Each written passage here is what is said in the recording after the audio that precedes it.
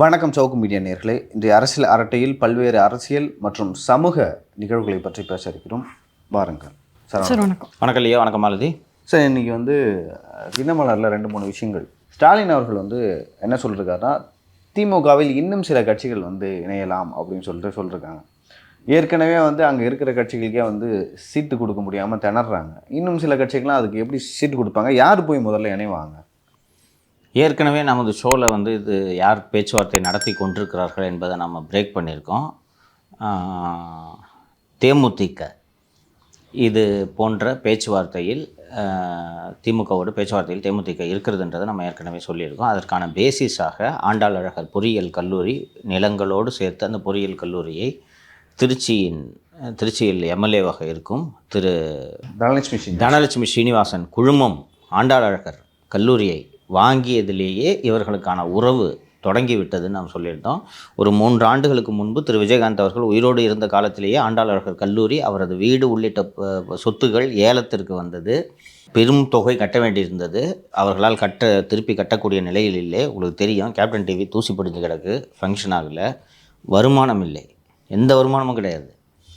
So சொத்துக்களை மீட்க முடியாத நிலையில் இருந்தபோது எங்கிருந்தோ வந்த தனலட்சுமி ஸ்ரீனிவாசன் குழுமம் அந்த சொத்துக்களை ஒரு பெரும் தொகை கொடுத்து வாங்கி கொண்டார்கள்னு பார்த்தோம். அப்போதே உறவு ஏற்பட்டு விட்டது. அண்ட் ஒரிஜினல் பிளான் என்னென்னா, ஏடிஎம்கேவோட அலையன்ஸை அப்செட் பண்ணணுன்றது தான் பிளான். எப்படின்னா, ஏடிஎம்கே கூடவே ட்ராவல் பண்ணிகிட்டு இருக்கிறது. டிசம்பர் அல்லது ஜனவரி அல்லது பிப்ரவரியில் திடீரென்று எங்களுக்கு இந்த கூட்டணி பிடிக்கல, எடப்பாடியோட பேச்சு பிடிக்கல, அவர் கட்டிருக்க வேட்டி நல்லா இல்லைன்ட்டு ஏதாவது ஒரு காரணத்தை சொல்லிவிட்டு டக்கென்று போய் இறுதி நேரத்தில் இணைவது என்பது தான் திட்டம். அந்த இறுதி நேரத்தில் இணையும் அந்த திட்டத்தின் ஒரு பகுதியாக சுதீஷை எம்பி ஆக்குவது என்றும் திட்டம். இந்த திட்டத்தில் தான் அவர்கள் இருந்தார்கள். என்னென்னா, இவங்ககிட்ட நீங்கள் ஏற்கனவே எம்பி கொடுத்துருக்கீங்கன்னு எம்பி இங்கே வாங்கிக்கிறது. ஜனவரி மாதமோ டிசம்பர் மாதமோ கூட்டணி மாதிரி இவங்க திமுகவுக்கு போனாங்கன்னா, நாங்கள் கொடுத்த எம்பி திருப்பி கொடுன்னு கேட்க முடியுமா? வாசன் போனார் வாங்கிக்கிட்டு, அன்புமணி போனார் வாங்கிக்கிட்டு. ஸோ இதையெல்லாம் புரிந்து கொண்டு தான் திரு பழனிசாமி உங்களுக்கு 2026 எம்பி பதவி தருகிறோம் என்பதை எழுத்துப்பூர்வமான அறிவிப்பாக அதிமுக வெளியிட்டதை நீங்கள் பார்த்திருப்பீர்கள்.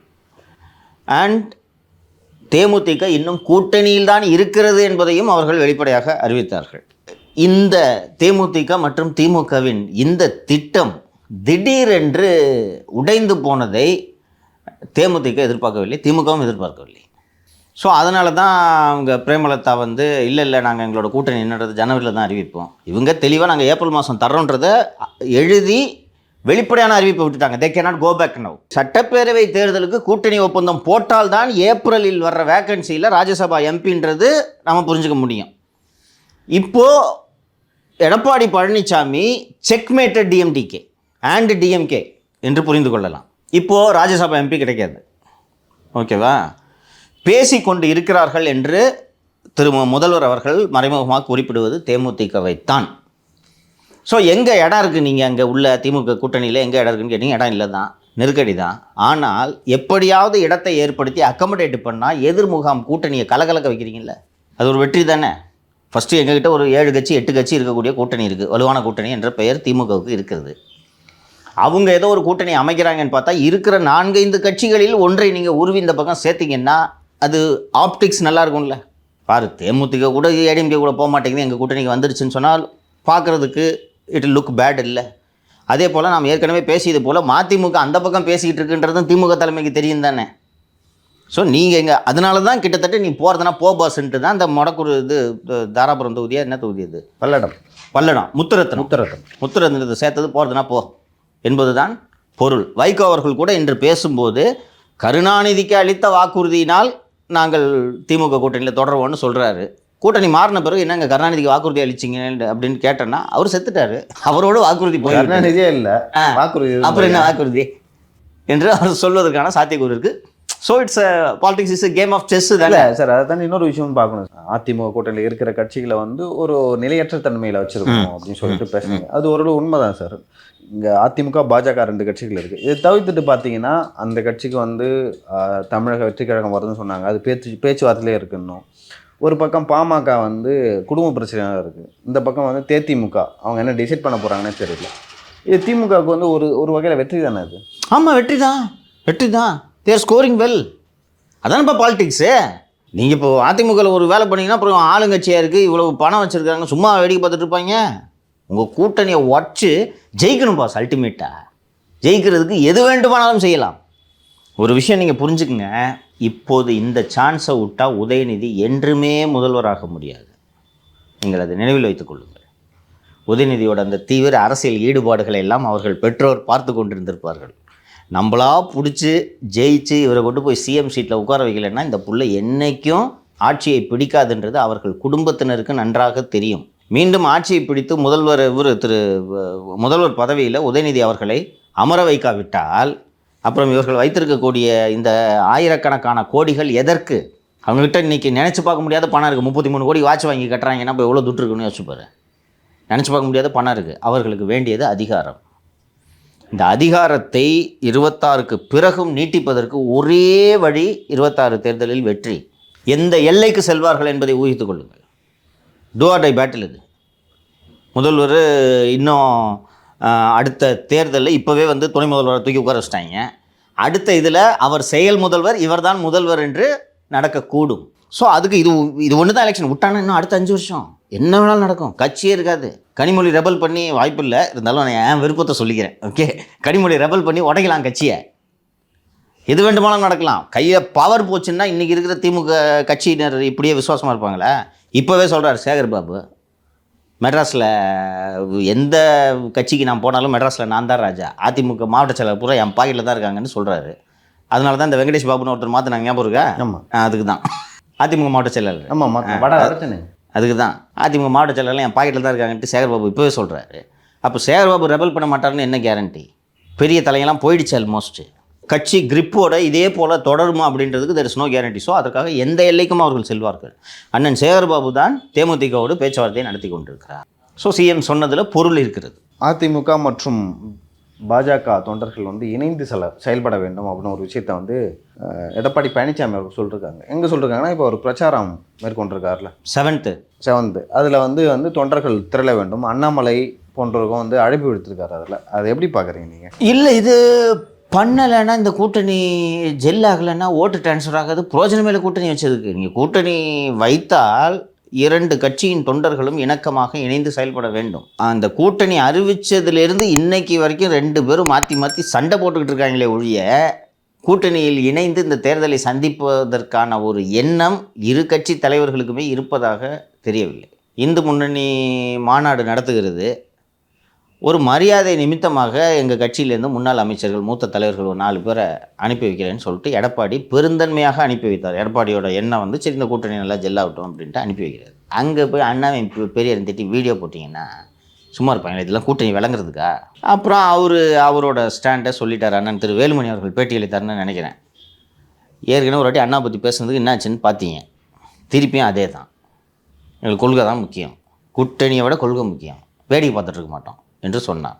சரி, அது முடிஞ்ச உடனே சரி அதுதான் முடிஞ்சிருச்சு என்று பார்த்தால் அடுத்ததாக அமித்ஷாவோட நேர்காணல் தந்தி மற்றும் தினமலர் நாளேட்டு. தமிழகத்தில் தேசிய ஜனநாயக கூட்டணி ஆட்சி அமைக்கும், அதில் பிஜேபி அங்கம் வகிக்கும் அப்படின்னோடனே 2-3 நாட்களுக்கு முன்பாக அந்த உளுந்தூர்பேட்டை பொதுக்கூட்டத்தில் எடப்பாடி பழனிசாமி தனி பெரும்பான்மையோடு அதிமுக ஆட்சி அமைக்கும், நான் தான் முதல்வர், 2 விஷயங்களையும் அவர் தெளிவுபடுத்தி விட்டார். ஸோ 2 கட்சியுமே இது என்ன இது தேருமா தேராதான்ற மாதிரி ஒரு குழப்பமான மனநிலையில் போய் கொண்டிருக்கிறார்கள். அமித்ஷாவும் சரி நட்டாவும் சரி 2 பேரும் சேருங்க பழகுங்கன்னு சொல்லிட்டு இருக்காங்க. But it is not happening in the ground. முதல் முறையாக இன்று 2 தானே எனக்கு தேதி 2 முதல் முறையாக இன்று சிவகங்கை மாவட்டத்தில் அஜித்குமாரின் அந்த கஸ்டடி வழக்கு தொடர்பான அந்த கஸ்டடி கொலை தொடர்பான விஷயத்தில் இன்று திரு எச் ராஜா அவர்கள் தலைமையில் அதிமுக மற்றும் பாஜகவினர் இணைந்து கூட்டு போராட்டம் அறிவிக்கப்பட்டிருக்கிறது.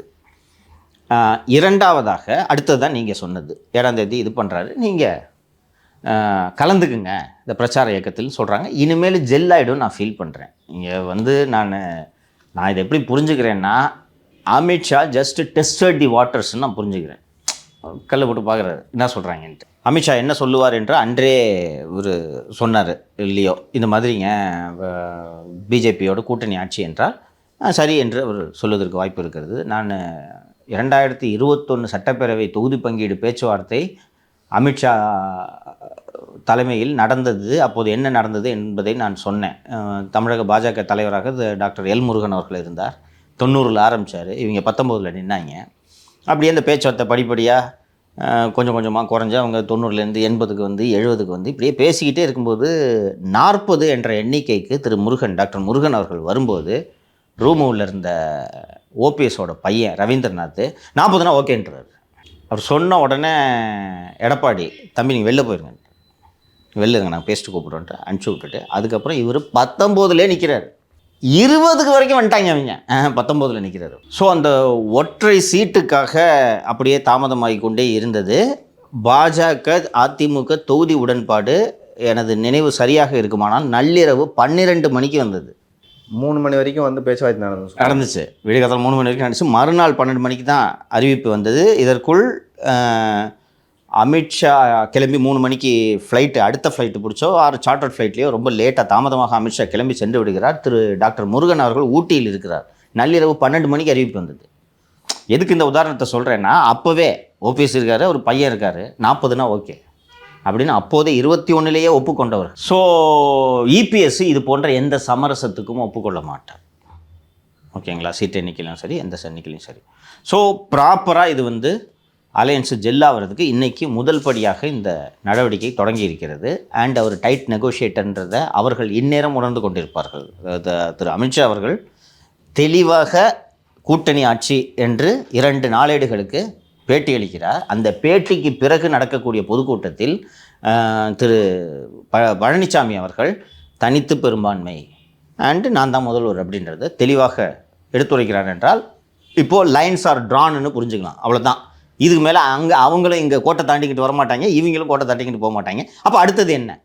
சேர்ந்து பயணிக்க வேண்டும். அதுக்கான முதல் படி தான் இன்றைக்கி கூட்டு போராட்டம். இதை அடுத்து 7 இன்னும் 3 நாளில் தொடங்குது, ஒரு வாரத்தில் தொடங்குறது. அந்த அடுத்ததாக அந்த பிரச்சார பயணத்தில் பிஜேபி காணும். இனிமேல் ஜெல்லாயிடும், பிசுறு இருக்காதுன்ட்டு நான் நினைக்கிறேன். ஏன்னா இரு தலைமையுமே புரிந்து கொண்டிருக்கும். தேமுதிக அங்கிட்டு போகுது, பாட்டாளி மக்கள் கட்சி செங்குத்தாக பொழந்துக்கிட்டு கிடக்குது. 2 பேர் தான், உனக்கு நான் எனக்கு நீ என்ற நிலைமையில் தான் அதிமுக பாஜக கூட்டணி இருக்கிறது. அப்போ நாமளாவது சேர்ந்து பயணிக்கணுன்றதை இரு கட்சி தலைமையும் புரிந்து கொண்டிருக்கும் என்று நான் நம்புகிறேன். திருப்புவனம் அஜித்குமார் கொலை வழக்கில் வந்து நேற்று அந்த வழக்கு கோர்ட்டுக்கு வரும்போது அந்த அஜித்குமாரை யார் பிடிச்சிட்டு போக சொன்னாங்க அப்படின்னு மீண்டும் மீண்டும் நீதிபதி அவர்கள் கேட்கும்போது தமிழக அரசு சார்பில் என்ன சொன்னாங்கன்னா ஆன்லைனில் பார்த்துட்டு வந்தோம் அப்படின்னு சோஷியல் மீடியா. ஸோ அதுக்கான பதில் இன்னும் வரல.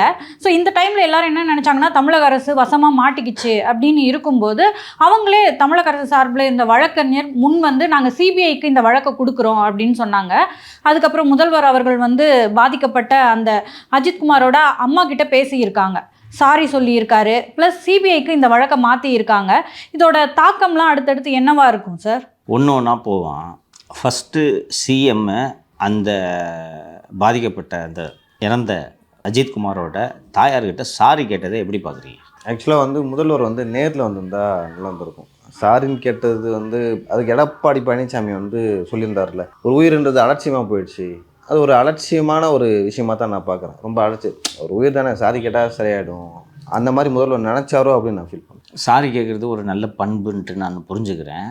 ஆனால் என்ன சாரி கேட்குற நிலைமைக்கு என்ன ஆளாக்கிட்டீங்களேன்ற கோபம் அந்த அதிகாரிகள் மேலே முதல்வருக்கு வரல. கவனிச்சிங்களா நீங்கள்? ஒரு முதல்வர் சாரி கேட்குறதாயா? எதுக்கே சாரி கேட்கணும் அவர்? இன்னொன்று, தொடர்ந்து இந்த ஆட்சி வந்தது முதல் 25க்கும் அதிகமான கஸ்டோடியல் மரணங்கள் நடந்திருக்கிறது. நீங்கள் இப்படி தப்பு பண்ணிகிட்டே இருப்பீங்க, நான் போய் சாரி கேட்கணுமா? 1. 2, முதல் நாள் இந்த சம்பவம் வந்து சனிக்கிழமை இரவு மற்றும் ஞாயிற்றுக்கிழமை விடியற்காலையில் நடக்கிறது. ஞாயிற்றுக்கிழமை தான் அந்த போஸ்ட்மார்ட்டம் எல்லாம் நடக்கிறது. வழக்கின் விசாரணை திங்கள் என்று நடைபெற்றது, செவ்வாய் என்று நடைபெற்றது. நேற்று தான் விசாரணை, செவ்வாய் என்று நடைபெறுகிறது. ஞாயிற்றுக்கிழமை அன்றே முதல்வருக்கு இது ஒரு கஸ்டோடியல் டெத் என்று தெரிந்திருக்குமா? தெரிந்திருக்காதா? தெரிந்திருக்கு. ஞாயிற்றுக்கிழமையே உடல் குடும்பத்தினரிடம் ஒப்படைக்கப்பட்டதா? அன்றே உடல் எரிக்கப்பட்டதா? அப்போ இது கஸ்டோடியல் டெத்துன்றது போஸ்ட்மார்ட்டம் ரிப்போர்ட், ப்ரிலிமினரி ரிப்போர்ட்டில் தெரிஞ்சிருக்குமா? அன்றைக்கே முதல்வர் இதை செய்யல. வழக்கம் போல் எல்லாத்தையும் மூடி மறைச்ச மாதிரி இதையும் மூடி மறைச்சிடலாம்னு நினச்சிருக்கலாம். மூடி மறைக்கலான்றதுக்காகத்தான் அவசரமாக அந்த பாடியை எரிக்க வச்சது. 1. 2, அப்புறம் அந்த சேங்கை மாறன் மற்றும் மகேந்திரன் ஆகிய 2 பேரும் போய் 50 லட்ச ரூபா பேரம் பேசி அரசு வேலை வாங்கி தரோன்ட்டு பேரம் பேசி 10 லட்ச ரூபாய் அட்வான்ஸாக கொடுத்துட்டு அவர்களை அந்த குடும்பத்தை இதை வழக்கை பர்சியூ பண்ணாமல் அவர்களை தடுக்க வேண்டும் என்ற நோக்கத்தில் தானே அந்த திமுகவினர் செயல்பட்டார்கள். அன்னைக்கு சிஎம் ஏன் சாரி கேட்கல? இதுக்கு நடுவில் சார் எவிடன்ஸ் கதிர் அவர்கள் நேற்று பேசினாங்க சார். குடும்பத்தை பார்த்துட்டு வந்து அந்த பையன் மேலே வழக்கு போட்டுருவோம், அந்த அஜித்குமார் அம்மா மேலே வந்து கஞ்சா கேஸ் போடுவோன்னு மிரட்டியிருக்காங்க சார். எல்லாருக்கும் பண்ணுறது. இளவயது பெண்ணாக இருந்தால் பிராத்தல் கேஸ் போடுவேன்றது, முதுமையான பெண்மணின்னா கஞ்சா கேஸ் போடுவேன்றது, இது எல்லா இடத்துலையும் போலீஸ் இது பண்ணுறது. இதுக்கு நான் பதில், இதுக்கு மன்னிப்பு கேட்கணும். நீங்கள் முதல் நாள் இதை பண்ணிவிட்டு அடுத்த நாள் சாரி கேட்குறது இருக்குல்ல சார். நான் சொல்கிறேன், சிஎம் போக முடியாதுப்பா இங்கேருந்து, இதுக்காக போகவும் வேண்டாம். நான் சிஎம் போகணுன்றதையும் நான் சொல்ல. மாவட்ட அமைச்சர் பெரிய கருப்பனை போய் பாரியான்னு சொல்கிறதுல உங்களுக்கு என்னப்பா பிரச்சனை? நான் இதான் கேட்குறேன். ஞாயிற்றுக்கிழமை நடக்குது, செவ்வாய்க்கிழமை கோர்ட்டு உங்களை மண்டை மேலே அடிச்ச உடனே நீங்கள் போய் பெரிய கருப்பனை அனுப்புகிறீங்க ஃபோனில். நான் தான்மா முதல்வர் பேசுகிறேம்மா, நல்லா இருக்கிறீங்களா அனுப்பி பேசுகிறீங்க. ஞாயிற்றுக்கிழமை திங்கக்கிழமை என்ன சார் பண்ணுறீங்க? திங்கக்கிழமை சட்டம் ஒழுங்கு மீட்டிங், ரிவ்யூ மீட்டிங் நடத்துனீங்களா? அன்றைக்கி தெரியலையா? அன்றைக்கி சாயங்காலம் என்ன அறிவிப்பு வந்துச்சு? இல்லை, எனக்கு தெரிஞ்சு 24 நீங்கள் சொல்கிற மாதிரி 24 லாக்அப் மரணங்கள் நடந்திருக்கு. 24 மரணம் நடக்கும்பொழுதும் முதல்வர் வந்து இப்படி ரியாக்ட் பண்ணல. அந்த விஷயம் இந்த அளவுக்கு பெருசாகலை. அந்த மாதிரியே வந்து அஜித்குமார் மரணம் போயிடும், பேசுவாங்க ஒரு 2 நாளைக்கு. நீதிமன்றம் இதில் வந்து லைக் பெருசாக நடவடிக்கை இருக்காது, அக்ரெசிவாக பேச மாட்டாங்க, மீடியாக்களும் மறந்துடும் அப்படின்னு சொல்லி தான் அவங்க வந்து ஞாயிற்றுக்கிழமை வரைக்கும் நினச்சாங்க. ஆனால் திங்கக்கிழமையே வந்து இது பற்றிக்கிட்டு இருந்தது, எதிர்பார்க்கலை யாரும். ஸோ வந்து எனக்கு தெரிஞ்சு கட்சியிலேருந்தே நிறைய பேர் சொல்லியிருப்பாங்க. இன்னொன்று சார், கஸ்டோடியல் டெத்து வந்து 27 28 சார் அந்த லிஸ்ட்டு வந்துருச்சு. இது நாளைக்கு வரைக்கும் இந்த ஒரு கஸ்டோடியல் டெத் வந்து இவ்வளோ பெருசாகலை. நம்ம இந்த விக்னேஷ் என்கிற விக்னா அது கூட பார்த்திங்கன்னா 5வது நபர் தான் அவர். அப்படி இருக்கும்போது இதுவும் அந்த 10ஓட 11 போயிடும். மன்னிப்பு கேட்க சொன்னதும் அதிகாரிகள் தெரியுமா? இது முதல்வர் எடுத்த முடிவல்ல. நான் மீண்டும் மீண்டும் இவர் தமிழகத்தை ஆள தகுதி இல்லாதவர், நிர்வாக திறமை இல்லாதவர், இவர் ஒரு சாதாரண குடும்பத் தலைவராக இருக்க மட்டும்தான் தகுதியானவர் என்று நான் சொல்வதற்கு காரணங்கள் இருக்கிறது. அவர் மீது இருக்க காழ்ப்புணர்ச்சி காரணமாக நான் சொல்லவில்லை. அவர் நேராக சந்தித்து பேசியிருக்கேன். நல்ல மனுஷன், மனசார சொல்கிறேன், தங்கமான மனுஷன். ஆனால் நாட்டை ஆளும் திறமையும் தகுதியும் இல்லாதவர். இந்த முடிவை இவர் எடுத்திருந்தானா நான் இன்றைக்கி வாழ்த்திருப்பேன். நேற்று கோர்ட்டு ஹியரிங்கை பார்த்தீங்க. கோர்ட்டில் என்ன நடந்துச்சு? மதியம் ஃபோர்நூன் செஷன் பேசிட்டோம். நம்ம ஆஃப்டர்நூன் செஷனில் என்ன நடந்துச்சு? ஸோ யார் சொல்லி நீங்கள் போனீங்க அப்படின்ற கேள்வி தான் வந்து திருப்ப கேட்கப்படுது. யார் டிஎஸ்பி சொன்னாங்களா இல்லை எஸ்பி சொன்னாங்களா அப்படின்னு சொல்லிட்டு கேட்டாங்க. இன்னொரு விஷயம்னா, எதுக்கு வந்து கோவிலேருந்து சிசிடிவி கேமரா எடுத்து போனீங்க? இதுதான் ரொம்ப குரூஷியல் நீங்கள் சொல்கிறது. நேற்று நீதிமன்றம் பிறப்பித்த உத்தரவு என்னன்றதை நீங்கள் செய்திகளில் பார்த்துருப்பீங்க. இருந்தாலும் நம்ம கூடுதலாக சொல்லலாம். விசாரணை வாத பிரதிவாதங்கள் நடந்து கொண்டிருக்கும் போதே அரசு வழக்கறிஞர் விசாரணை முடியும் தருவாயில் அரசு வழக்கறிஞர் திரு அஜ்மல் கான் அவர்கள் சிபிஐ விசாரணைக்கு நாங்கள் தயார் என்று ஒரு ஸ்டாண்ட் எடுத்தார். அது ஏன் அந்த ஸ்டாண்ட் எடுத்தார்ன்றதெல்லாம் பின்னால் சொல்கிறேன். அந்த அவர் சிபிஐ விசாரணை ஜட்ஜே ஷாக் ஆனார். உங்களுக்கு ஓகேவா? சிபிஐ ஓகேவா? Okay sir. அவர் திரு ஹென்ரி டிஃபன் எந்திரிச்சு நான் சிபிஐக்கு கேட்கவே இல்லையே அப்படின்ட்டாரு. ஏமருக்கா தட் இஸ் நாட் மை ப்ரேயர்னாரு. இவர் இதை சொன்ன பிறகு மாவட்ட நீதிபதி தலைமையில் விசாரணைக்கு உத்தரவிட்டதற்கு காரணம் இருக்கிறது. எப்படி இதெல்லாம் இது நடக்குதுன்றதை மக்கள் தெரிஞ்சுக்கணும். சொல்கிறாங்க, அவர் திரு ஹென்ரி டிஃபன் அவர்கள் அந்த மிளகாப்பொடி அங்கே கொட்டி கிடக்குது, அந்த பையன் யூரின் போயிருக்கான், அதோட சாம்பிள் எடுக்கணும், இதெல்லாம் சீன் ஆஃப் க்ரைம். புரியுதுங்களா? அந்த சீன் ஆஃப் க்ரைம்னா அந்த இங்கிலீஷ் படத்தெல்லாம் பார்த்துருப்பீங்களா, எல்லோ டேப் அடித்து யாரும் கிட்ட போக விடாமல் பார்த்துப்பாங்க. அதோட அந்த ஃபுட் பிரிண்ட்ஸு, இந்த சாம்பிள், உடஞ்ச அந்த சின்ன துகள். நம்ம வீட்டில் இந்த சாக்கடை ஊற்றுனதுக்கு 25 நாள் கழித்து டோர்லேருந்து சாம்பிள் எடுத்தாங்க, ஞாபகம் இருக்கா? That is scene of crime. புரியுதா? சிபிசிஐடி விசாரிச்சா எப்படி விசாரிச்சிருப்பாங்கன்னு தெரியுதா? வீட்டில் சாக்கடை கொட்டினாங்கல்ல, 20 நாள் கழிச்சு வந்து சாம்பிள் எடுத்தாங்கப்பா. அதுவும் அதுக்கு முன்னாடி நாள் தான் ஜோராக மழை பெஞ்சு மழை வந்து அந்த சாக்கடை கொண்டு வந்த ட்ரம் இல்லையான்னு கேட்குறாங்க. 20 நாள் கழிச்சு எல்லாம் வீட்டில் வச்சுட்ருப்பாங்க, நடு வீட்டில் வச்சுட்ருப்பாங்களா? அதை எந்த லட்சணத்தில் சிபிசிஐடி விசாரிக்குதுன்னு புரிஞ்சுக்குங்க. ஸோ அதனால தான் சிபிசிஐடிலாம் ஒரு ப்ரொஃபஷனல் ஏஜென்சியாக பார்க்கவே முடியாது. அது ஒரு கொஞ்சம் பெரிய போலீஸ் ஸ்டேஷன், அவ்வளோதான். அங்கே சொல்லும்போது என்ன சொல்கிறாங்கன்னா, அந்த டெம்பிளோட உதவி ஆணையர், அது இந்து சமய அறநிலைத்துறையின் கீழ் இருக்கக்கூடிய கோவில், அந்த அறநிலைத்துறை அலுவலகத்துக்கு பின்னாடி தான் இந்த வச்சு அடிச்சிருக்காங்க. அப்போது அந்த அறநிலைத்துறை அதிகாரிகிட்ட நீதிபதியே கேட்குறாரு, ஏங்க அந்த சிசிடிவி எங்கேங்க? சார் காலைல 9 மணிக்கு வந்து எடுத்துன்னு போயிட்டாங்க. ராமச்சந்திரன் நினைக்கிறோம். ராமச்சந்திரன் காலை 9 மணி வந்து எடுத்துகிட்டு போயிட்டாங்க. யாருங்க எடுத்துகிட்டு போனா? ஒரு எஸ்ஐ எடுத்துகிட்டு போனார். எந்த ஸ்டேஷன் எஸ்ஐ தெரியவில்லை. அவர் சப் இன்ஸ்பெக்டர் தானா? தெரியவில்லை. அப்படின்னோடனே ஜஸ்டிஸ் மரியா கிளேட் அவங்க, where is the seizure mahazar? பொருளை கைப்பற்றுறேன்னா that should be seizure mahazar. 2, digital evidence எது கைப்பற்றினீங்கனாலும் that should be certificate under 65B of the information technology act. இப்போ நான் உங்கள் ஃபோனை சீஸ் பண்ணுறேன். அந்த ஃபோனை சீஸ் பண்ணும்போது இது என் ஃபோன் தான், இதில் இந்த இதெல்லாம் இருக்குன்றதுக்கு நீங்கள் ஒரு 65B சர்டிஃபிகேட் கொடுக்கலன்னா அந்த சீஸ் பண்ண அந்த பொருள் செல்லாது. It is not evidence. So அடிப்படையாக அந்த சிசிடிவி இப்போ இது பண்ணும்போது கரெக்டாக நீங்கள் அந்த 65B ப்ரொசீஜர் இருக்கணும். அட்லீஸ்ட் சீசர் மகசர் இருக்கணும். இவங்க என்ன பண்ணுங்கன்னா போய்ட்டு சிசிடிவி கூடன்ட்டு வாங்கி போயிட்டாங்க. போலீஸு அவர் ஹெச்ஆர்ஜி ஏசி என்ன பண்ண முடியும்? அவங்க ஜஸ்டிஸ் வந்து கேட்குறாங்க, ஏங்க ஒரு சீசர் மகசர் எங்கங்க, எப்படி அதை எடுத்துகிட்டு போனீங்கன்னு கேட்டால், இல்லை நாங்கள் பத்திரமா வச்சுருக்கோம் ஆய்வுக்காகன்னு சொல்லும்போது தான் நீதிபதி இவர் திரு SM சுப்பிரமணியம் தலையிட்டு கேட்கிறார். இங்கே பாருங்கள், நீங்கள் பாட்டுக்கு இப்படி சீஸ் பண்ணிட்டு போகிறீங்க, நாளைக்கு ட்ரையல் நடக்கும்போது டிஃபென்ஸில் வந்து இது சீஸ் பண்ணதே தப்புன்னு சொல்லி அகிட்டல் வாங்கிட்டு போயிடுவாங்க. அதுக்கப்புறம் இதே கோர்ட்டில் இந்த சஸ்பென்ஷனை ரிவோக் பண்ணுங்கன்னு வாங்கிட்டு போவாங்க. இன்னொரு ரிட்டு போட்டு சஸ்பென்ஷன் ஆனவங்களாம் அந்த பீரியட் சம்பளத்தெல்லாம் கொடுங்கன்னு வாங்கிட்டு போயிடுவாங்க. அதை வேடிக்கை பார்த்துட்டு இருக்கிறதுக்கு நாங்கள் இங்கே இல்லை சார், ட்ரையல் ஒழுங்காக நடக்கணும், வேர் இஸ் தி சீசர் மகசர்னு கேட்குறாரு. கேட்ட உடனே இவங்ககிட்ட இல்லை இங்கே இப்படின்றாங்க அப்படின்றாங்க இல்லை.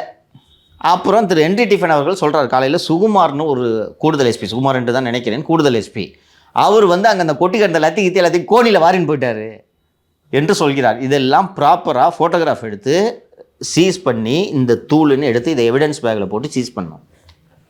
அப்போ தான் அது எவிடன்ஸில் நிற்கும்.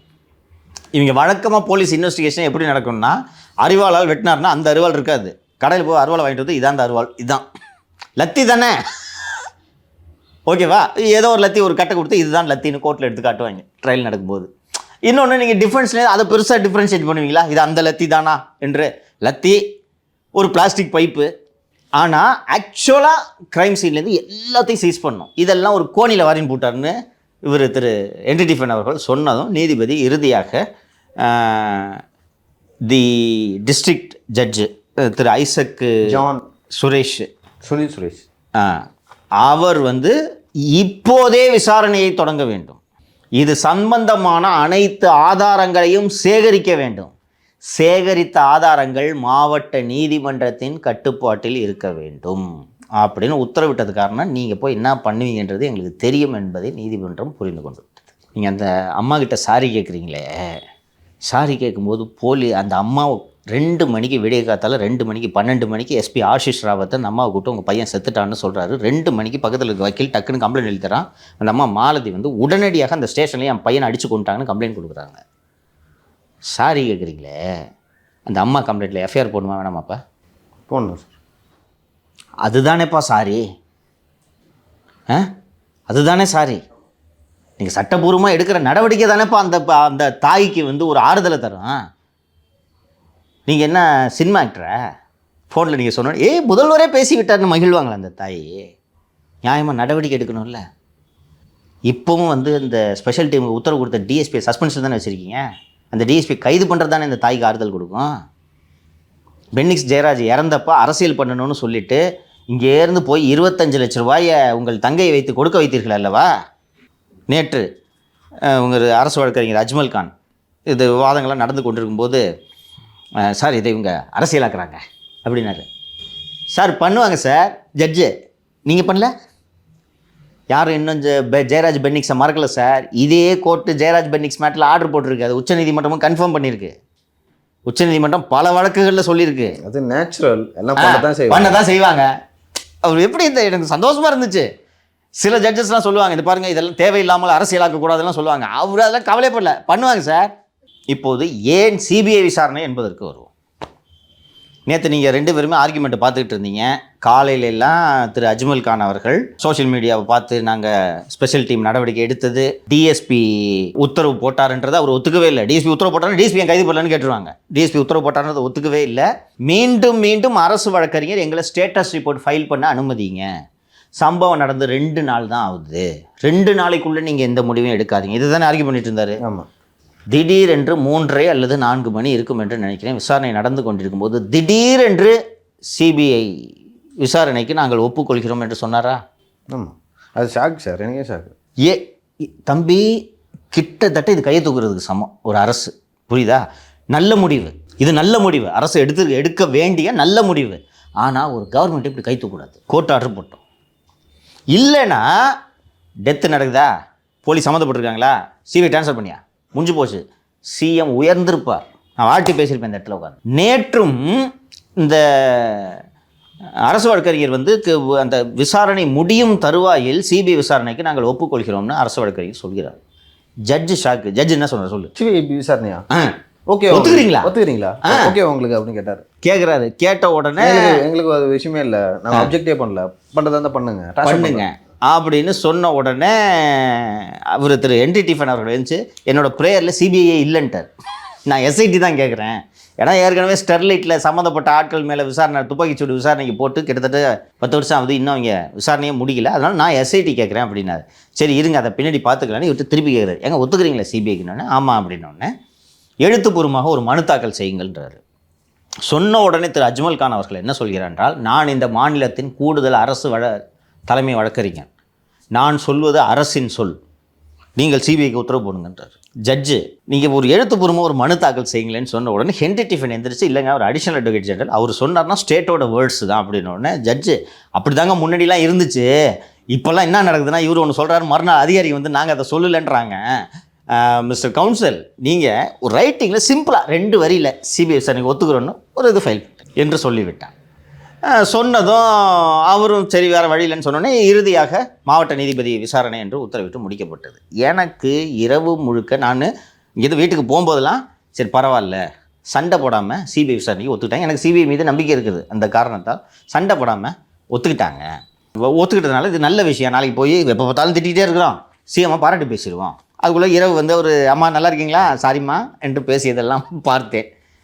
இன்னும் காம்பன்சேஷன் அனௌன்ஸ்மெண்ட்டில் பார்த்தீங்களா, நீதிமன்றத்தில் கேட்டாங்க எவ்வளோ காம்பன்சேஷன் அப்படின்னு சொல்லி, அதுக்கு வந்து அவங்க தரப்புலேருந்து எதுவுமே சொல்லலை.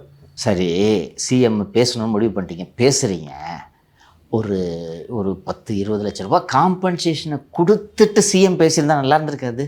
குறைந்தபட்சம் அது கூட செய்யணும்னு இவருக்கு தோணல, தெரியுதா?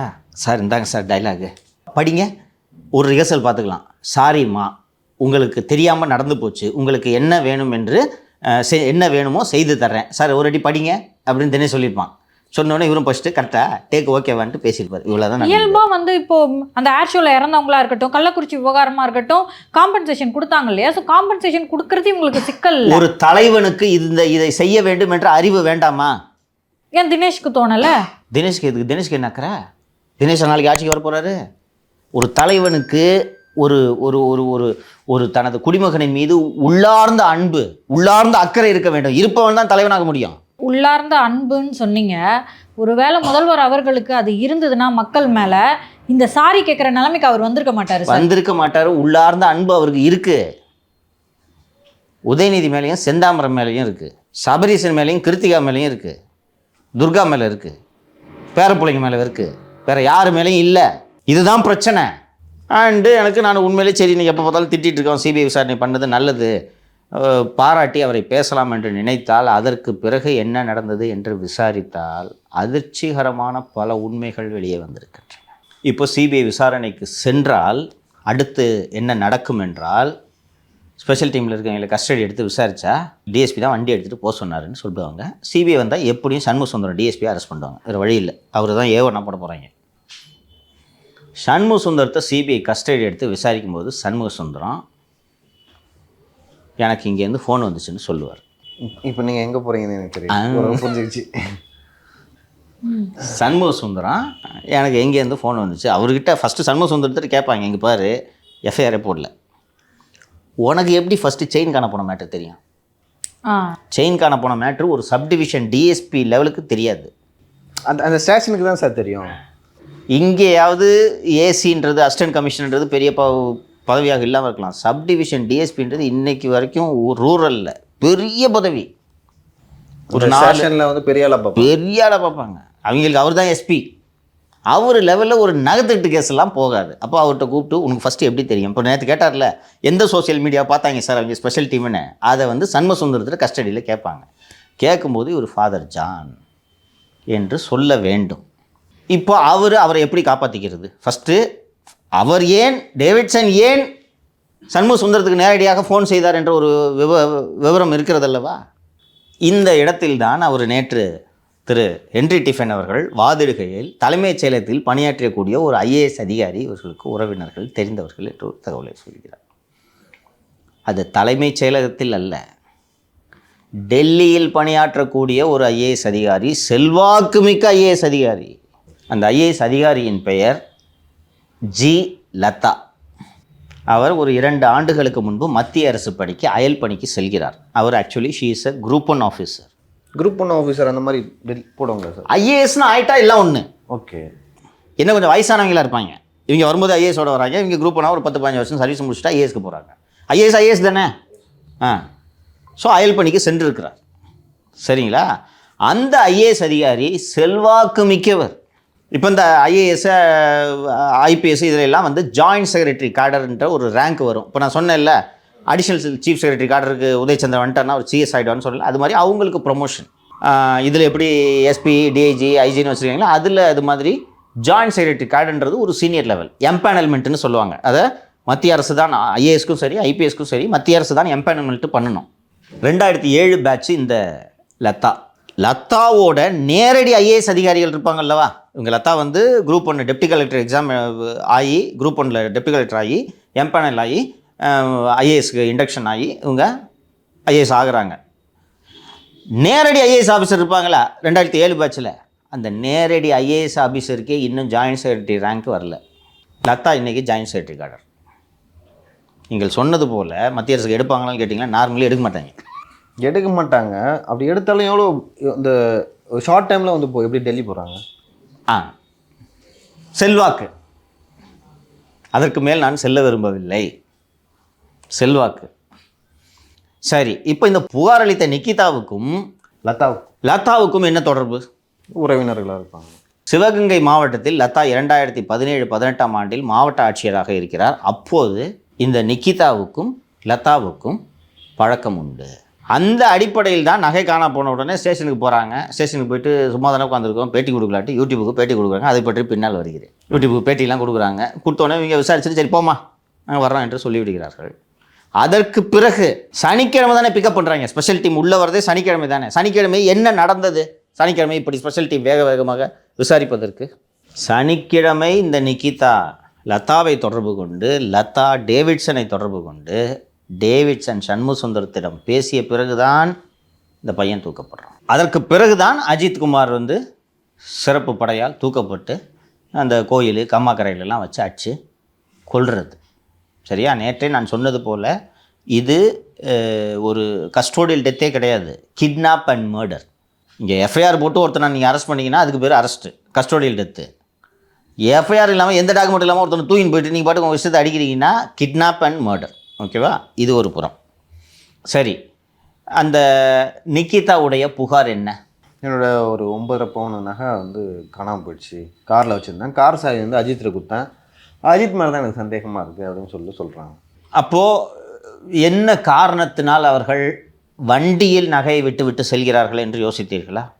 நார்மலாக என்ன பண்ணுவாங்க சார்? இப்போ அவங்க என்ன சொல்லியிருக்காங்கன்னா சார், ஏற்கனவே நாங்கள் ஸ்கேன் சென்டருக்கு போனோம், அங்கே வந்து நகையை கழட்டி வைக்க சொன்னாங்க. ஸ்கேன் எடுக்கிற கேப்பில் எங்கள் அம்மா வந்து இல்லை அந்த மடப்புறம் கோயிலுக்கு போயிட்டு தான், மடப்புறம் பத்திரகாளி அம்மன் கோவில், அதுக்கப்புறம் தான் நான் ஸ்கேன் எடுப்பேன் அப்படின்னு சொல்கிறாங்க. சரின்னு சொல்லிட்டு அந்த நகையோடு இருக்க பேக்கை பின் சீட்டில் வச்சுட்டு கோயிலுக்கு வராங்க. வரும்போது இந்த மாதிரி ரிவர்ஸ் விட தெரில. இவ்வளோ தூரம் சென்னையிலேருந்து மடப்புறம் வரைக்கும் போயிட்டாங்க, பட் ரிவர்ஸ் விட தெரிலன்றதுனால அங்கே இருக்க ஒரு டிரைவரை யூஸ் பண்ணிக்கிறாங்க. ஓகேவா? யார் டிரைவர்? இவனுக்கு தான் வண்டி ஓட்ட தெரியாது அப்படின்னு அவங்க சொல்கிறாங்க சார். அந்த தகவல்லாம் அவங்களுக்கு தெரிஞ்சுதான்னு தெரிலல்ல. அதுக்கப்புறம் கோயிலுக்கெலாம் போயிட்டு திரும்ப வந்து அவங்க கிளம்பினதுக்கு அப்புறம் தான் கவனிக்கிறாங்க நகை இல்லை, மூஞ்சியெல்லாம் மொட்டையாக இருக்குது. சரி, அந்த நகையை போட்டுக்கலான்னு நினைக்கும் போது பார்த்தீங்கன்னா நகை இல்லை, பேக் மட்டும் தான் கிடக்குது. அதுக்கப்புறமா போய் கம்ப்ளைண்ட் கொடுக்குறாங்க. இதுதான் நிக்கிதாவோடைய வெர்ஷன். ரைட்டுமா, நம்ம இதை கொஞ்சம் டீகோட் பண்ணலாம். ஏன்னா இந்த புகாரின் உண்மைத்தன்மை என்ன என்பதை நாம் தெரிந்து கொள்ள வேண்டும். நாங்கள் மதுரை மாவட்டம் திருமங்கலத்திலிருந்து இங்கே மடப்புறம் காளியம்மன் கோயிலுக்கு அம்பாளை தரிசனம் பண்ணுறதுக்காக வந்தோம். இங்கே வந்து எங்கள் அம்மாவுக்கு வந்து கிட்டத்தட்ட 1 மாதத்துக்கு மேலே உடல்நிலை சரியில்லை. அவங்கள ஸ்கேன் எடுக்க சொல்லியிருந்தாங்க டாக்டர். அவங்களால சரியாக பேச முடியல. ஸ்கல் ஸ்கேன் எடுக்க சொல்லியிருந்தாங்க. ஸோ ஸ்கேனுக்காக நாங்கள் போனப்போ நகையெல்லாம் கழட்டி எங்கள் பேக்கில் வச்சுருந்தோம், காரோட பின்னு இருக்கையில் வச்சுருந்தோம். அவங்க திடீர்னு மடப்புறம் காளியம்மனை நான் பார்த்த அப்புறம் தான் ஸ்கேன் எடுக்க ஒத்துக்குவேன்னு சொல்லிட்டாங்க. அதனால ஸ்கேன் எடுக்காம நான் வச்ச நகையோட அப்படியே காளியம்மன் கோயிலுக்கு வந்தா இங்க டெம்பிள் ஸ்டாஃப் ஒருத்தர் யூனிஃபார்ம் போட்டவர் நின்றுட்டு இருந்தாரு. இவங்களுக்காக வீல் சேர் கேட்டேன் நான். அவர் வந்து வீல் சேர் கொண்டு வந்து கொடுத்துட்டு காரை நானே கொண்டு போய் நிப்பாட்டிட்டு வரேன் எங்ககிட்ட கார் சாவி வாங்கிக்கிட்டாரு. உள்ள நான் வீல் சேரோட அம்மாவோட கோயிலுக்குள்ள சாமி தரிசனம் பண்ண போயிட்டு ரொம்ப நேரம் கழிச்சு தான் வந்து சாவி எங்களுக்கு கொண்டு வந்து கொடுத்தாரு. திரும்ப ரிட்டர்ன் வந்து நாங்க வண்டியை அவரை வந்து எடுத்துட்டு வந்து தர சொன்னோம். அப்ப வண்டி எடுத்துட்டு வந்து தந்தாரு. அப்படியே நாங்க கிளம்பிட்டோம். கொஞ்சம் தூரம் போனோடனே இவங்க சாப்பிடலையேன்னு சொல்லிட்டு நான் இவங்களை சாப்பிட்றீங்களாமான்னு கேட்டேன். அப்புறம் நகையெல்லாம் போட்டுக்கோங்க ரொம்ப மொட்டையா இருக்குன்னு சொல்லிட்டு பின்னாடி திரும்பி பேக்ல பார்க்கும்போது பேக் வெளியே கிடந்தது. அதுல பார்த்தா நகையெல்லாம் இல்லை. திரும்ப அப்படியே யூட்டர்ன் எடுத்து டெம்பிள்ல வந்து நாங்க HRNC ஆஃபீஸ்ல கம்ப்ளைண்ட் பண்ணோம். அவங்க சொன்னாங்க, அவங்க நல்லா ஹெல்ப் பண்ணாங்க. அப்புறம் அங்கேருந்து இங்கே திருப்போணம் போலீஸ் ஸ்டேஷனுக்காக நாங்கள் வந்து கிட்டத்தட்ட மதியானம் 2 மணிக்கு வந்து இப்போ வரைக்கும் போலீஸ் ஸ்டேஷனில் தான் இருக்கோம். அவங்க வேர்ஷன் படியே 1 by 1 போவோம். நகை போட்டிருக்காங்க. ஸ்கேன் சென்டருக்கு போவதற்காக நகையை கழற்றி வைக்கிறார்கள். அந்த MRI ஸ்கேனுக்கு உள்ளே நுழைக்கும் போது அவங்க அம்மா இல்லை நான் ஒரு முறை பத்திரகாளியம்மனை பார்த்துட்டு அதுக்கப்புறம் நான் ஸ்கேன் எடுக்கிறேன் என்று சொன்னதும் நகையெல்லாம் கழட்டி வச்சுட்டு பத்திரகாளியம்மன் கோயிலுக்கு போகிறாங்க. நீங்கள் சொன்னது சரி. இதே கேள்வியை நீதிபதி நேற்று ஃபோர்நூன் செஷனில் எழுப்பினார். Sir, who will keep money and jewels inside the car and go என்று நீதிபதி இந்த கேள்வி எழுப்புறாரு. This is normal. காருக்குள்ளே ஒரு 10,000 ரூபாய் பணம் வச்சுருந்தா கூட வச்சுருப்போம், விட்டுட்டு போவோம், அதெல்லாம் வேறு. நீங்களாக பார்க் பண்ணி பூட்டிட்டு போனீங்கன்னா கண்ணு முன்னாடி லாக் ஆகிறத பார்த்துட்டு போவீங்க. வேலே பார்க்கிங்க்கு கொடுக்குறீங்கன்னா அப்போது இதை செய்வீர்களா? செய்வோமா? செய்வோம்.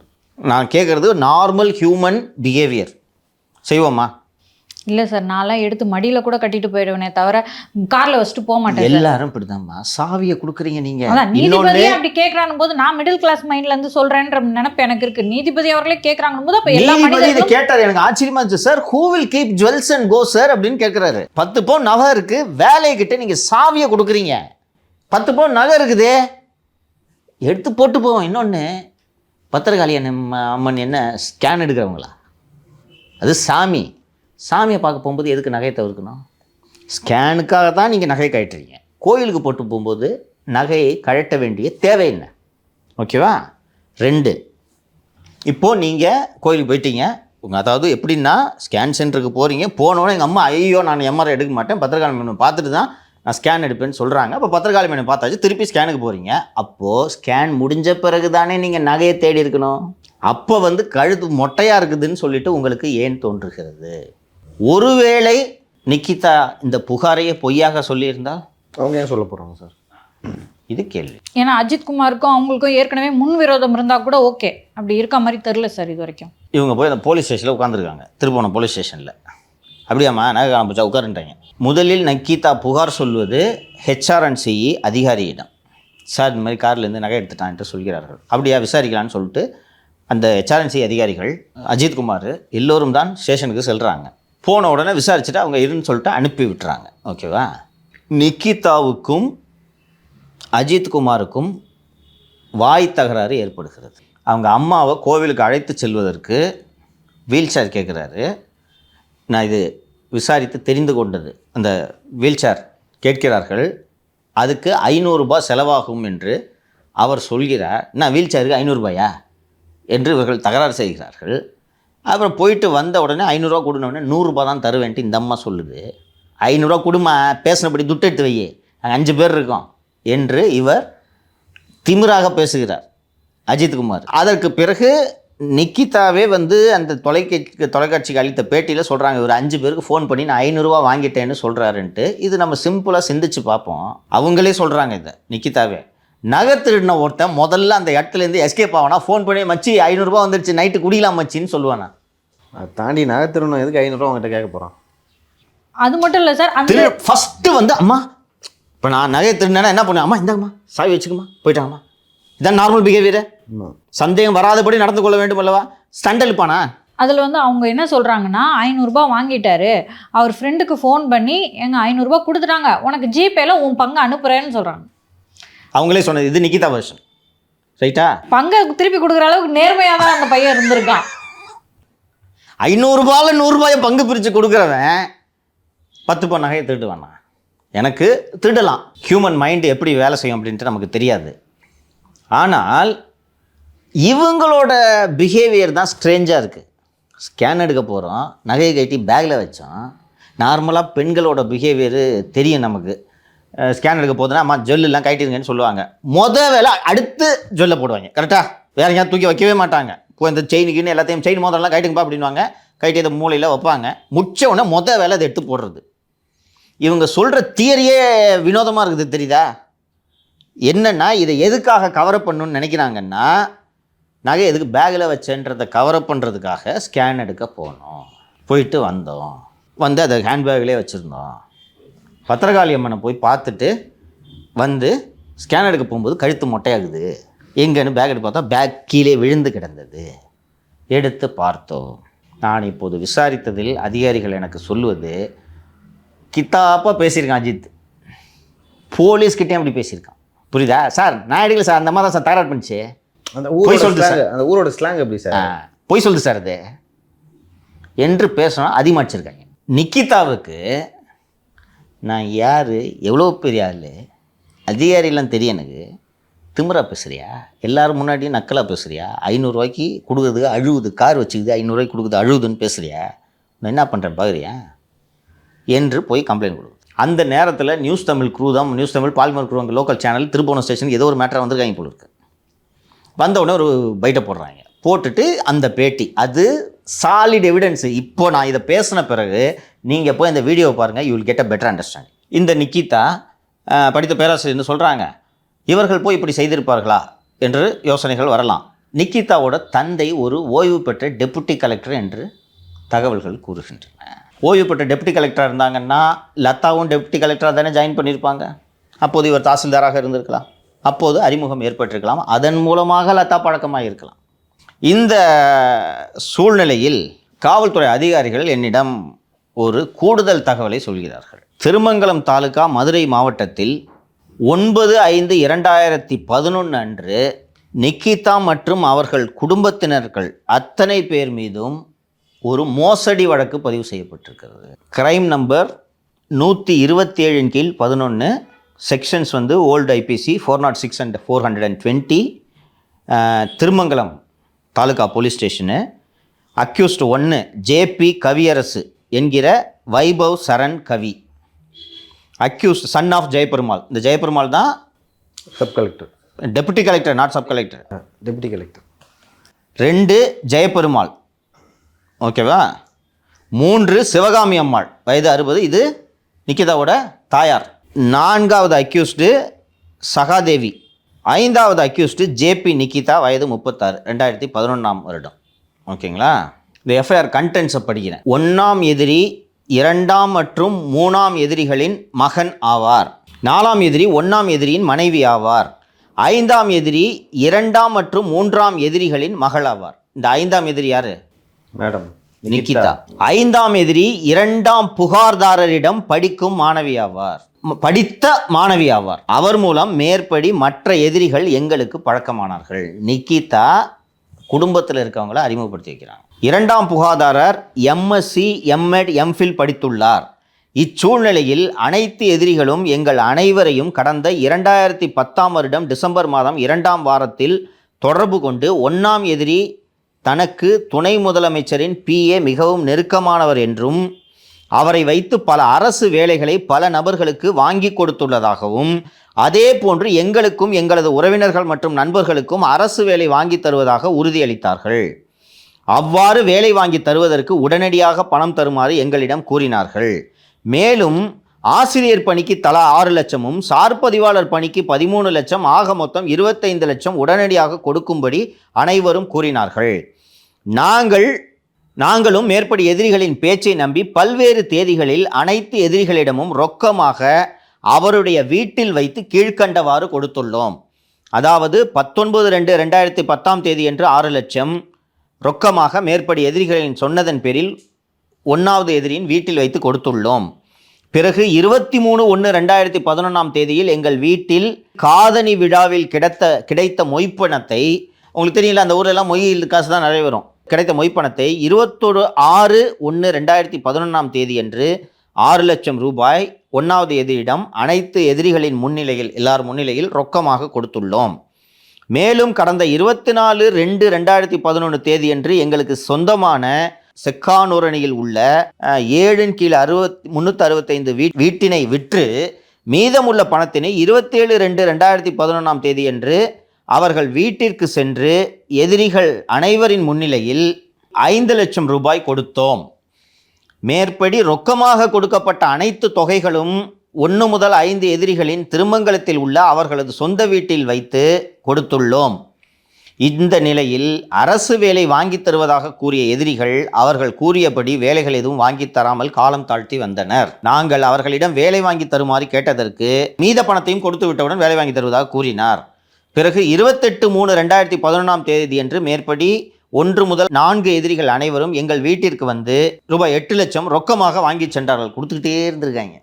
நாங்கள் மேற்படி எதிரிகளின் நடவடிக்கைகளில் சந்தேகம் அடைந்து செல்போனில் தொடர்பு கொண்டு பேசும் பொழுதெல்லாம் செல்போன் இணைப்பை துண்டித்து விடுவார்கள். இது 5ஆம் அக்யூஸ்டு நிக்கிதாவும் சேர்த்து இதில் துண்டித்து விடுவார்கள். கடந்த 5/4/2011 தேதியன்று மேற்படி எதிரியின் வீட்டிற்கு சென்று பார்த்தபொழுது அவர்களுக்கு இந்த வீடு பூட்டு போடப்பட்டிருந்தது. நாங்கள் அவர்களுடைய வீட்டிற்கு அருகில் வசிப்பவர்களிடம் கேட்டபொழுது மேற்படி எதிரிகள் பல பேர்களிடம் மோசடி செய்து வீட்டினை காலி செய்து சென்று விட்டதாக கூறினார்கள். பிறகு நாங்கள் பலமுறை தொலைபேசியில் தொடர்பு கொண்ட போதெல்லாம் அவர்கள் தொலைபேசி அணைத்து வைக்கப்பட்டிருந்தது.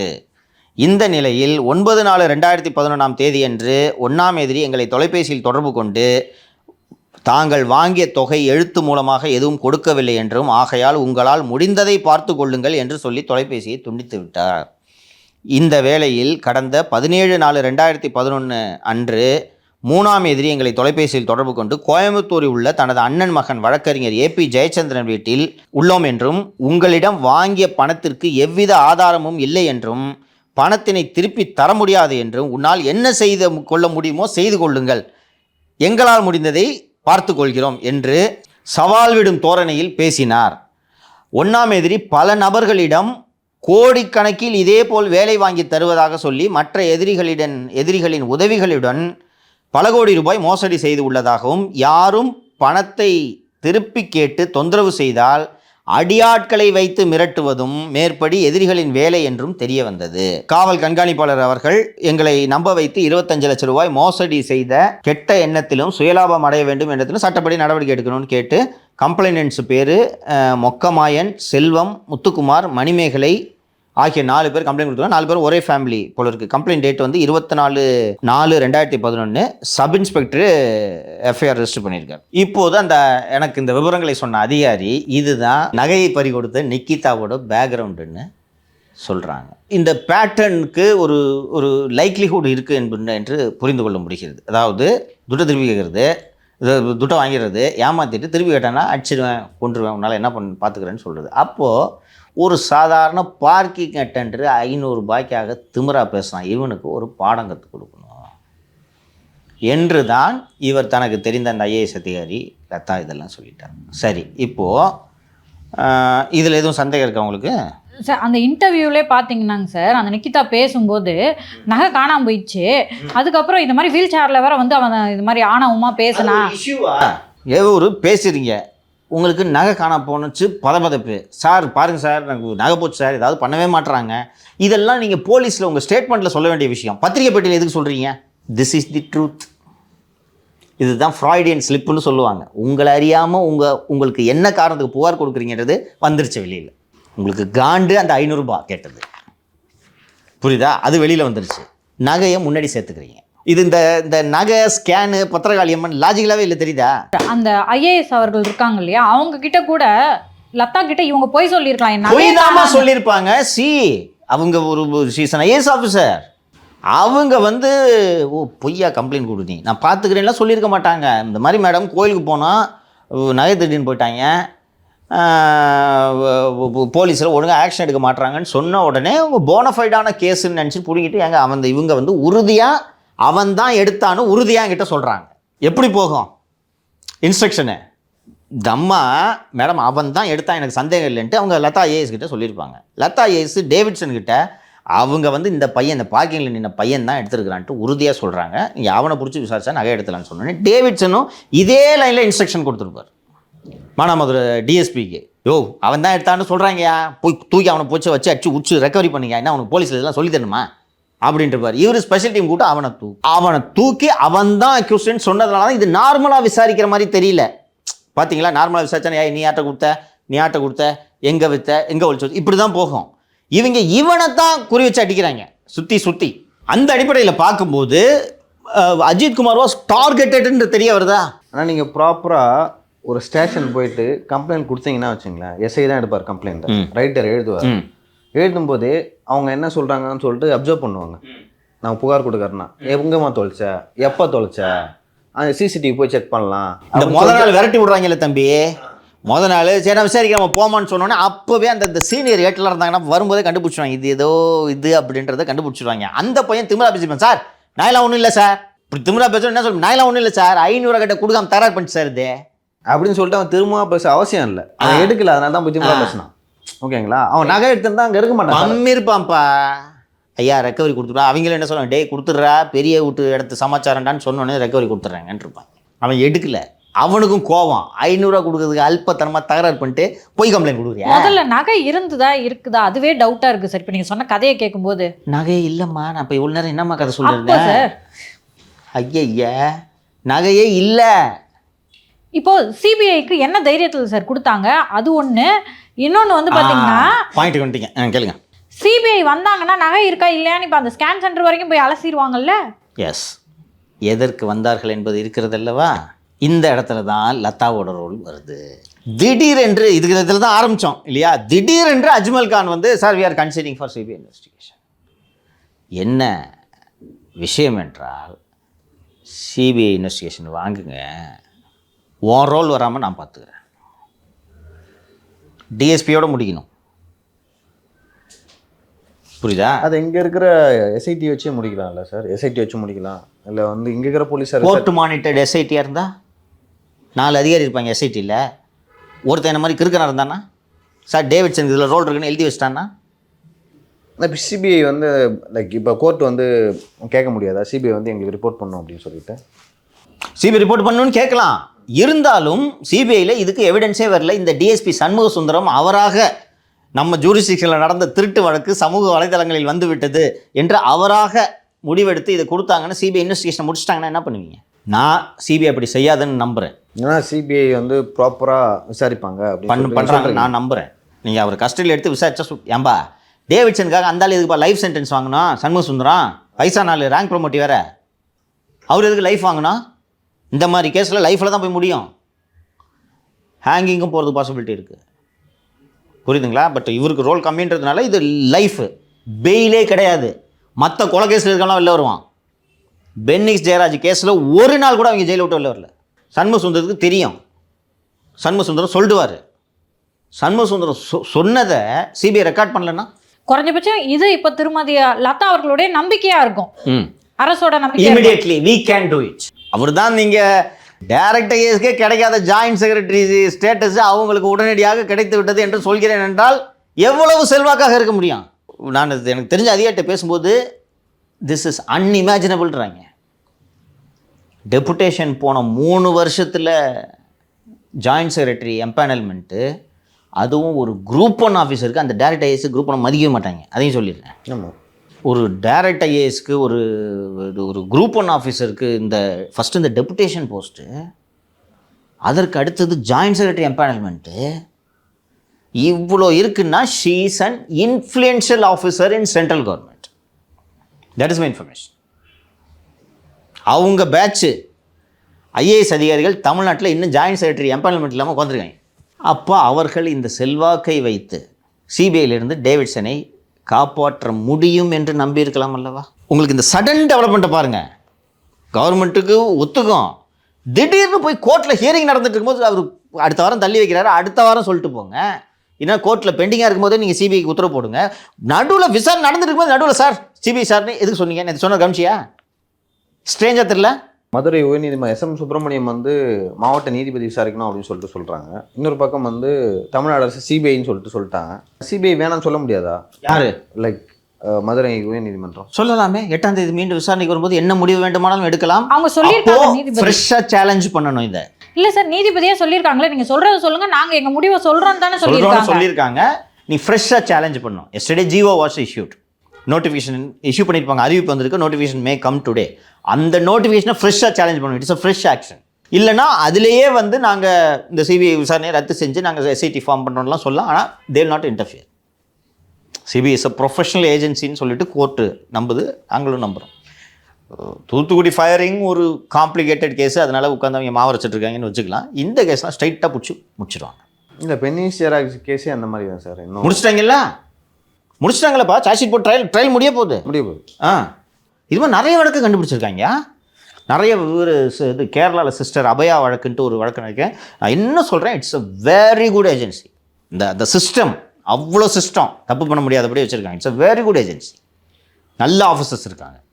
போச்சுன்னா அதில் ஜஸ்டிஸ் நடக்கும். அதில் ஒரு டேவிட்சன் ரோலை தடுக்கிறதுக்காக இது நடந்திருக்கிறது என்று நான் இப்போ சுற்றி பார்த்தா, இப்போ இந்த எஃப்ஐஆர் படித்தேன் கேட்டிங்கல்ல, நிக்கிதாவோட பவுசு தெரியுதா? ஊர் பூரா அரசு வேலை வாங்கி தரேன்னு ஏமாற்றிட்டு, அதுவும் யார், ஸ்டாலின் பேர் சொல்லி தான் ஏமாற்றிக்கிறாங்க. அதான் முகத்தை மறைச்சிட்டு பேசுனாங்களா? ஆமாம். இல்லை, நகை தொலைஞ்சு போச்சுன்னா எல்லாம் பதட்டப்படுவாங்க. நகை தொலைஞ்சு அழுவாங்க. டிட் யூ see the இப்போ அதுதான் நான் சொன்னேன். இப்போ போய் அந்த வீடியோ பாருங்கள், இதிலே வச்சுருங்க. இப்போ பாருங்கள், மூஞ்செல்லாம் மறைச்சிக்கிட்டு கவனமாக 500 ரூபா கேட்டார். நான் 100 ரூபா தான் தருவேன்னு சொன்னேன். இது முக்கியமாக? இப்போ 10 நகை முக்கியமாக, இது முக்கியமாக? 500 ரூபா முக்கியமாக உனக்கு? அப்பா 500 ரூபா தான் உனக்கு முக்கியம். உழைச்சி சாப்பிட்றவன் பாவன். இன்னொன்று, நேற்று ஜட்ஜி இன்னொன்று கேட்டார், கவனிச்சிங்களா? இவர் மீது இதற்கு முன்பு இது போன்ற வழக்கு இருக்கிறதான் கேட்டார், ஞாபகம் இருக்கா? இல்லைன்னு சொன்னோடனே, ஏன் சார் ஒருத்தன் க்ளீனாக ப்ரீசிடென்ட் இல்லாமல் க்ளீனாக இருக்கான், அதுக்காவது நீங்கள் மரியாதை கொடுக்கக்கூடாது சார், அவனை போட்டு இப்படி அடிக்கிறீங்கன்னு ஜட்ஜி கேட்டார். ஒரு வாய் தகராறுக்கு ஒரு ஈகோ, இது ஃப்ராடு. ஒரு ஈகோவுக்காக ஒருத்தனை எல்லாரும் சேர்ந்து அடித்து கொண்டுட்டீங்க, கவனிச்சிங்களா? நான் எந்த குற்றமாக இருந்தாலும் கையை காலை உடைக்கக்கூடாது, என்கவுண்டர் பண்ணக்கூடாதுன்னு ஏன் சொல்கிறேன்னு இப்போ தெரியுதா? ஒரு நிரபராதி செத்துட்டான் தெரியுதா? போலீஸ் அடிக்கிறத அனுமதிச்சிங்கன்னா எங்கே போய் முடியும்னு தெரியுதா? இப்படித்தான் ஒரு நிரபராதியோட உயிர் போகும். இதுதான் சிக்கல். நீங்கள் இன்றைக்கி தப்பு பண்ணவன், சைல்டு ரேப் பண்ணவன், தாலி அறுத்தவன், அவன் கை காலை உடச்சா பரவாயில்ல, அவனை சுட்டு கொண்டா பரவாயில்லன்ட்டு நீங்கள் இன்றைக்கி நினைக்கிறீங்க. இங்கே தான் போய் முடியும். அஜித்குமார்கள் இறப்பார்கள் என்றதுக்காக தான் யாரையுமே நீங்கள் கையை காலை உடைக்கக்கூடாது, யாரையுமே என்கவுண்டர் பண்ணக்கூடாதுன்னு நான் சொல்கிறேன்.